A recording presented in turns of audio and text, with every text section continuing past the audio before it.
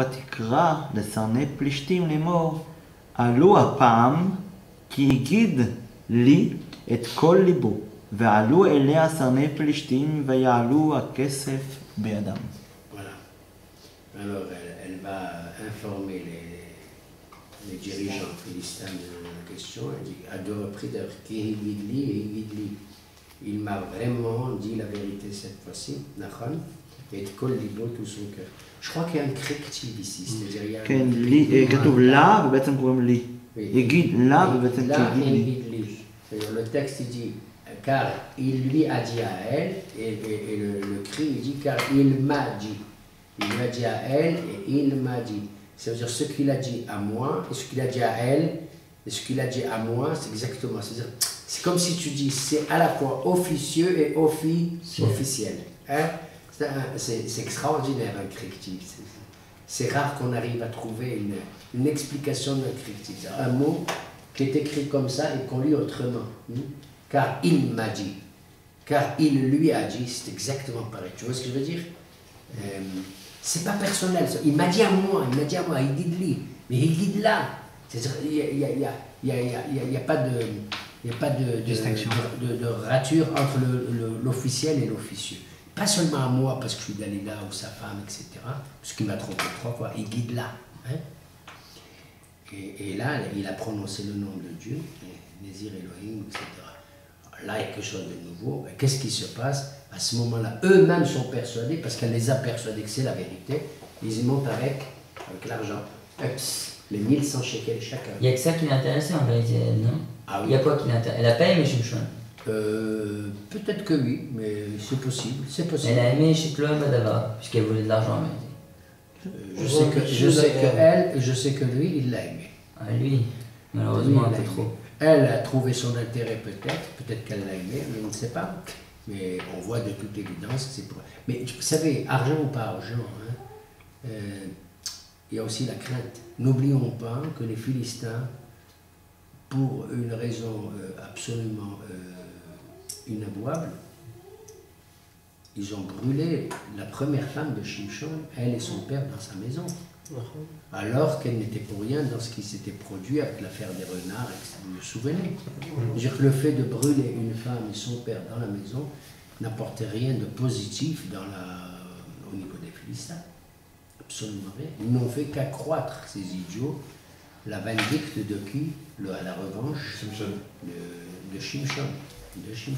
Il est possible que l'argent, bien sûr, parle, mais elle voit leurs yeux. Yanné, attention, hein. Attention. Tu peux être très riche, mais tu peux être aussi te retrouver embûché. Va. Mais elle le sait probablement. Qui c'est qui ne sait pas qu'ils ont brûlé il y a 1 an la maison de la femme de Tina? ותישנהו על ברכיה, ותקרא לאיש, ותגלח את 7 מחלפות ראשו, ותחל לענותו, ויסר כוחו מעליו. Voilà. Alors là, le texte précise là, la question que tu posais. Là, on voit qu'elle l'a endormi. Vateyasheneu, Seulement maintenant. Hein? C'est fou, hein? Seulement maintenant on dit qu'elle l'a endormi. Oui, oui. Probablement. Ici, le texte révèle qu'elle l'a endormi, mais probablement les autres fois aussi. Et peut-être que cette fois-ci, elle l'a endormi, suscite une question, à savoir qu'elle a utilisé vraiment ce qu'il fallait pour bien l'endormir. Puisque le texte le dit ici. Puisqu'avant aussi, elle avait endormi. Là, il te dit elle l'a endormi. À savoir ce qu'elle a utilisé comme système pour l'endormir. Vatikra le ish. Et c'est pas elle-même qui coupe les cheveux de Shimshon, c'est... Il peut venir un homme. Une tierce personne arrive. Ah, un coiffeur. Quelqu'un qui est muni de ciseaux, de ce qu'il faut pour couper les cheveux de Shimshon. Et au moment où il le fait, elle veut s'assurer que justement il ne se rend même pas compte de la présence de cette tierce. Vateyasheneu al blikea, je crois, sur ses genoux, etc. Et il est totalement livré à son pouvoir. ותאמר פלישתים עליך שמשון, ויקץ משנתו, ויאמר אצא כפעם בפעם וינער, והוא לא ידע, כי אדוני שר מעליו. Voilà. Elle pousse le même cri, une fois la besogne accomplie, il est rasé, il est coupé, les chiffres sont sur toi, il se réveille, il se dit tiens, pour moi c'est encore un jeu de rien du tout, et puis voilà, c'est fini. Mais je sais pas, je comprends pas. Vaya ça, comment c'est la fin du passouk? כי השם Ça, שם ça, מעליו. Sachant pas que l'Éternel Hachem. l'avait abandonné. Hachem Sami'ala. On ויחזו, ne savait pas que Dieu l'avait abandonné. Dieu a décidé. Il avait déjà décidé, déjà depuis la fin du chapitre précédent, probablement. ויוחזו פלישתים, וינקרו את עיניו, ויורידו אותו עזתה, ויאסרו בנחושתיים, ויהי טוחן בבית האסירים כתיב, וקוראים האסורים. Ils l'ont emprisonné et ils l'ont descendu dans la ville de Gaza, donc on n'est pas loin, hein. On est à Nahal Sorek ici. Ils l'ont crevé les yeux. Ouais. Parmi nous ont dit c'est par les yeux qu'il a péché, c'est par les yeux qu'il a flotté, qu'il se rapide. Et il l'enferme dans une prison, le Beta Sourim, et les prisonniers de l'époque, attention, ils travaillaient. Et essentiellement, ils tournent le moulin, le tohen, des hitim, c'est un travail qu'on attribue en général à des animaux. Ouais, aux vaches, au taureau. Sur les vaches, les taureaux, les ânes, enfin peu importe. C'est mode mévasé. C'est mévasé. Quoi, mévasé? Ça Les émile. bagnards, Zéal. tu attaches le prisonnier comme un animal et il tourne autour de lui. אבל מכאן רואים שהם אף פעם לא רצו להרוג אותו. הם לא רצו אף פעם להרוג אותו. Non. זה מה שרואים. Non seulement ça, mais ici au sens, je dirais, midrashique du terme, ils l'ont utilisé pour moudre le blé. Dans la Gemara, ils disent c'est vrai qu'ils l'ont utilisé pour moudre le blé, puisqu'il avait encore une certaine force, hein, par rapport comme un homme normal. Mais ils disent autre chose. C'est qu'ils étaient tellement impressionnés par cette force résiduelle qu'il y avait en lui, qu'ils lui avaient, et connaissant son attrait pour les femmes, les Philistins, regarde jusqu'où ils vont, lui ont proposé eh bien, de l'unir avec des femmes pour avoir des enfants, et éventuellement aussi forts que Shimshon. C'est osé comme explication, hein. C'est dans la Gemara de Sota aussi. L'Ithol, moudre du blé. וזרני פלישתים נאספו לזבוח זבח גדול, סליחה, ויחל שיער ראשו לצמח כאשר גולח. Entre-temps, bon, il s'est passé un certain temps et ses cheveux commencent à repousser lentement. ושרני פלישתים נאספו לזבוח זבח גדול לדגון אלוהיהם ולשמחה. ויאמרו, C'est le jour d'une fête nationale religieuse en l'honneur du dieu essentiel. Ils ont plusieurs dieux, mais du dieu essentiel des Philistins, c'est Dagon. Il s'appelle Dagon, ça vient du mot Dag.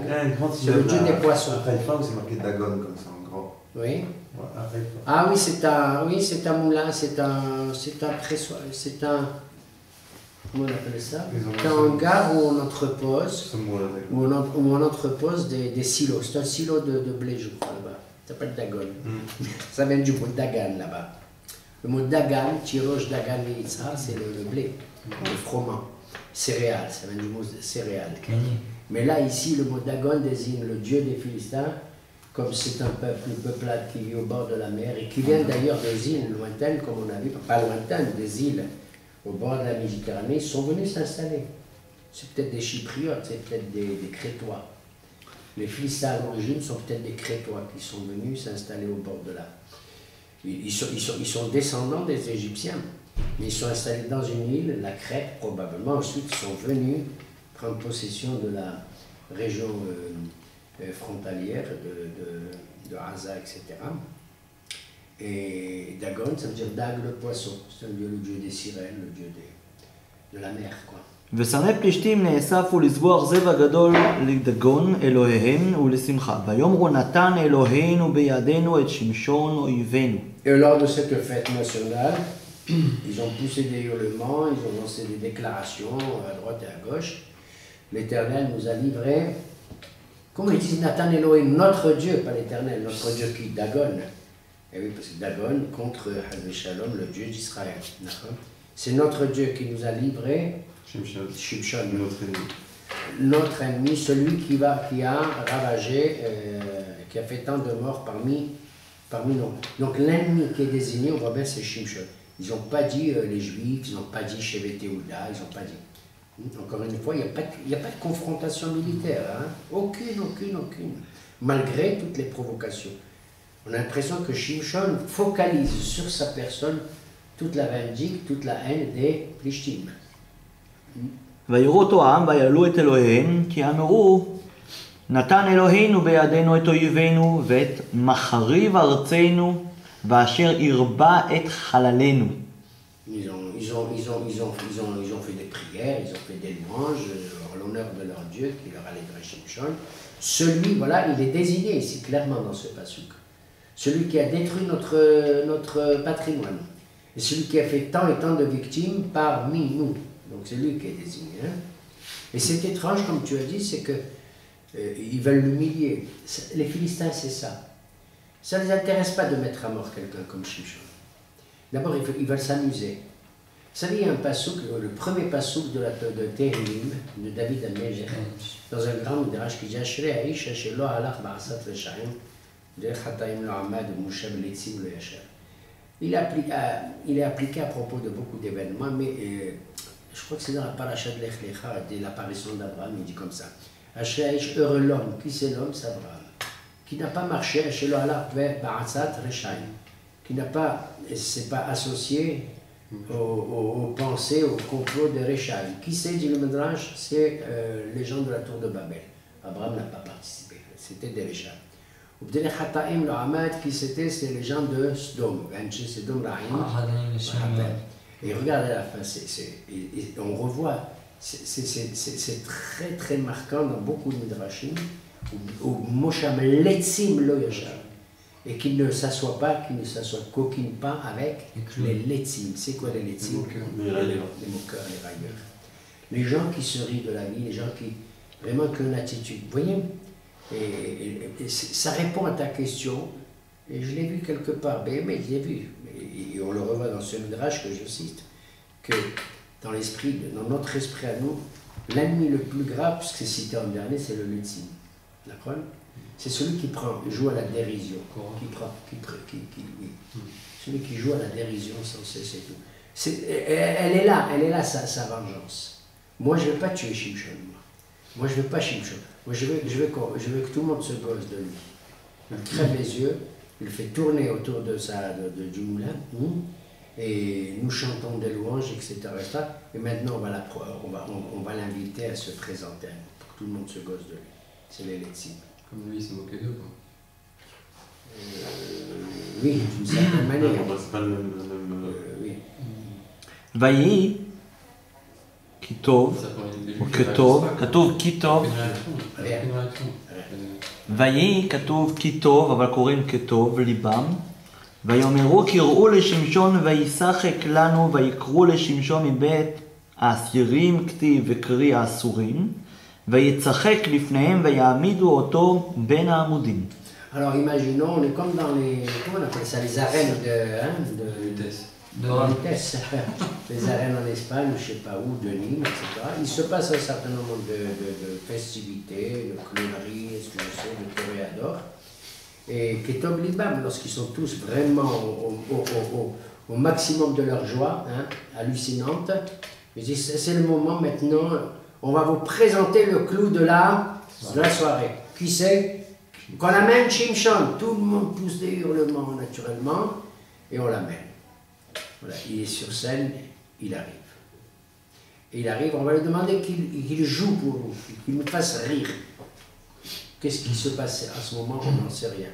Il suffit que Shimshon se présente dans l'état où il est, l'état physique où il est et tout, pour que ça suscite des gosseries de toutes parts. Il a besoin de rien faire d'ailleurs pour faciliter leur rire. ויאמר שמשון אל הנער המחזיק בידו, הניחה אותי כתיב הימישני וקרי מישני את העמודים אשר הבית נכון עליהם ואשען עליהם. Vu son état de cécité, regardez, ils sont gentils, puisqu'il est assisté d'un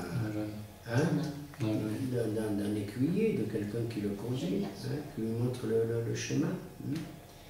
Alors il dit, je t'en prie, le garçon, enfin son assistant, si vous voulez, ignore toutes les intentions de Shimshon.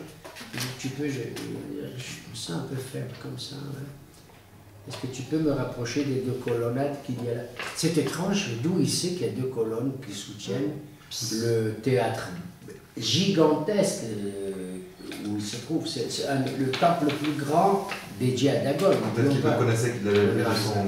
Il est pour Nahon, il avait déjà vu probablement cet endroit, il avait repéré. Hein, et il sait déjà, regardez, hein, il sait déjà quelle est l'architecture de ce lieu. Puisqu'il dit au garçon, conduis-moi auprès des deux colonnades qu'il y a sous la voûte, et il sait que ce sont des colonnes de soutien importantes, hein, afin que je puisse les toucher, me reposer. Ce qui explique le correctif, encore une fois, c'est-à-dire le mot tel qu'on le lit et le mot tel qu'on l'écrit. C'est-à-dire clin d'œil. Ce que je te dis, c'est parce qu'il y a écrit, ce qu'il y a écrit, c'est parce que je te dis, tu vois, afin que je sois soutenu par ces colonnes. Ça veut dire afin que je puisse toucher les colonnes qui soutiennent. Tu as compris la traduction? Que je sois soutenu à cause de ma faiblesse, ou les colonnes qui soutiennent. Et l'autre, il est de bas, il avait compris. Il dit, ah oui, bon, je te dis tout ça. והבית מלא אנשים, ואנשים ושמה כל שרני פלישתים. ועל הגג כ3,000 איש ואישה הרואים בשחוק שמשון. Comment on appelle ça? La reine, hein? La reine est noire de monde. Bon, noir de monde, on ne sait pas combien. Mais si, et la société la plus sélecte des Philistins.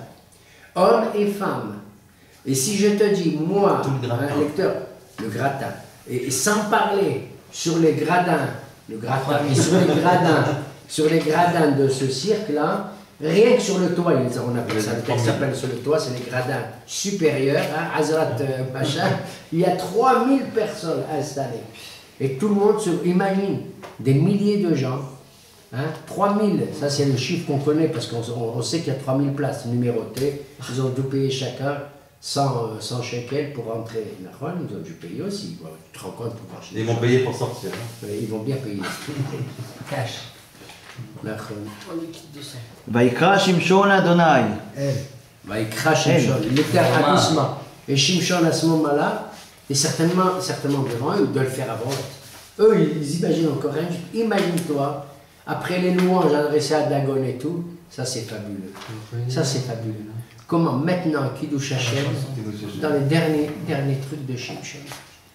Imagine-toi, eux, ils veulent se moquer de lui. A dit, vous priez Dagon, vous chantez, vous faites la musique et tout, yallah, yallah. Hachem, mon Dieu, oui. ויאמר אדוני אלוהים, זוכרי נא וחזקני נא, אך הפעם הזה האלוהים דנת לה. Souviens-toi de moi, et והיא נקמה נקם אחת משתי עיניים מפלישתים. Trouver une seule vengeance, une seule, Nekama Ahat, Mishte Enai, de deux yeux, hein? Mishte Enai מפלישתים. Des Philistins. Regardez l'expression. Ahat Mishte Enai. Qu'est-ce que ça veut dire? Je veux une vengeance. Il va se payer d'un seul coup, mais deux yeux aux Philistins. Oui, eh bien non. Oui, d'un seul coup, mais deux yeux. Oui, mais d'après certains Mefarshim, ça veut dire je veux une vengeance maintenant dans ce monde-ci, que tu m'accordes une vengeance pour un de mes deux yeux et l'autre œil plus tard. Atéhom Fras plus tard aussi, tu vois, même après ma mort. Alors, ou alors autre explication de Hachamim, je veux ma vengeance ici-bas, hein, pour qu'au moins on dise que j'ai fait quelque chose pour Am Israël. Je veux pour le deuxième œil le Olam Haba. Je veux pas qu'on dise que Shimshon, c'est un type pas bien, il n'a pas le Olam Haba. Le deuxième œil qui m'ont crevé, je veux que tu me donnes le Olam Haba. Ahat Mishte Enai, v'inachma mipelishtim. וילפות שמשון את שני עמודי התווך. Il a saisi comme ça fortement les deux colonnes de soutien. אשר הבית נכון עליהם. Sur lesquelles repose la bâtisse. La bâtisse. ויסמך עליהם. Il se soutient. אחד בימינו ואחד בשמאלו. Et l'autre à sa gauche. ויאמר שמשון תמות נפשי עם פלישתים. C'est le dernier cri qui pousse. ויית Et là, quand ils בכוח. poussent ce cri, ils sont là, tous, imaginez un peu, hein. Tamod, Nafshi, Im, Pelishi. ויית בכוח ויפול הבית על הסרנים ועל כל העם אשר בו. ויהיו המתים אשר המית במותו רבים מאשר המית בחייו. Et alors, naturellement, il s'ensuit ce qu'on sait, la bâtisse s'écroule. Seulement, il l'a fait, il le savait ça aussi. Et on va le voir, juste dans le passouk après. וירדו אחיו. Là, non. Le bâtiment va s'écrouler, mais d'une certaine manière qui ne va pas s'écrouler sur Shimshon. Il va recevoir lui aussi quelque chose. Mais Shimshon ne va pas être caché totalement par les décombres de la bâtisse. Pourquoi? Il a su qu'en poussant d'une certaine manière, la bâtisse va s'écrouler comme ça vers l'arrière, comme ça. Non pas vers l'intérieur. Vous comprenez? On va le voir juste après le passouk. C'est-à-dire ils vont tous crever, ils vont tous mourir, mais écrabouillés vers l'extérieur plutôt que vers l'intérieur. Bien que lui aussi va recevoir probablement des débris de ces colonnades elles-mêmes. D'accord? Il avait l'habitude de... Et il a tué plus de gens durant sa mort De son vivant. que de son vivant. וירדו אחיו וכל בית אביהו ויישאו אותו ויעלו ויקברו אותו בין צורעה ובין אשתאול בקבר מנוח אביו והוא שפט את ישראל 20 שנה. Ses frères, ses proches viennent, réussissent à le prendre pour lui donner la dernière sépulture. Où c'est dans la tombe de son père Manoah. Où se trouve sa tombe? Jusqu'à aujourd'hui, on peut la visiter. Ben Sora, Ben Sora ou Ben Eshtaol. le même endroit où il habitait. Ben, on verra ça plus tard si Dieu veut. Et le Le cœur mystère de aussi, Ben Sora ou Ben Eshtaol. Alors pourquoi je vous ai dit ça tout à l'heure? C'est parce que, les Philistins, ils sont dans un état lamentable. 2, ils voient des Judéens arriver, ou des Danites arriver. Ils ne craignent rien, ces gens, pour venir. C'est incroyable. Ils viennent prendre la dépouille de Shimshon, on le laisse faire et tout. Et c'est facile puisqu'il n'est pas sur les décombres terribles de la bâtisse. C'est la preuve, vous voyez? Parce que, imaginez, 3000 personnes, combien de milliers de gens, on a dit 3000, combien de milliers de gens sous les décombres? C'est pas évident quand même. 120 000 l'ont pris et ils l'enterrent dans cette région dont on va faire connaissance la semaine prochaine dans d'autres conditions. בעזרת Alors, השם. Rabotai, je ne peux pas me permettre de donner une conclusion. Je nous laisse tous avec ce récit qui reste encore un mystère, cette suspense. un suspense.